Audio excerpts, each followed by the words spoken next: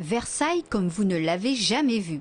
Ce premier week-end de mars, la France rouvrait ses portes, celle de France Miniature à Elancourt. 117 monuments du patrimoine français reproduits au 1/30e. Réalisées en résine, PVC ou même en fer pour la Tour Eiffel, elles émerveillent chaque année les 200 000 visiteurs. Quand j'étais tout petit, j'étais venu, donc j'avais de vagues souvenirs, mais je me souvenais que c'était bien.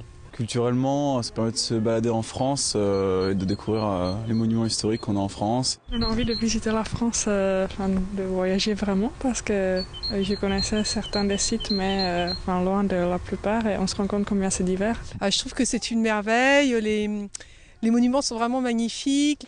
Cette année, le parc réserve une nouveauté de taille. C'est la cité médiévale de Carcassonne qui va devenir une des plus grandes maquettes du parc, 150 mètres carrés, et pour tout à fait bien représenter cette cité médiévale inscrite au patrimoine mondial de l'UNESCO.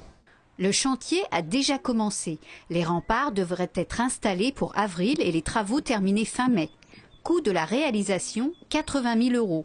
Et si les monuments font le bonheur des plus grands, les 8 attractions font la joie des plus petits. Le grand toboggan, la grande balançoire, les sièges qui descendent et qui montent. À la Tour Eiffel, on était allé à Paris et comme attraction, moi j'ai fait les voitures. Prochain rendez-vous de France Miniature à ne pas manquer, l'atelier chocolat à Pâques et la démonstration d'un parcours d'agilité équestre en avril. Ne laissez pas le train partir sans vous.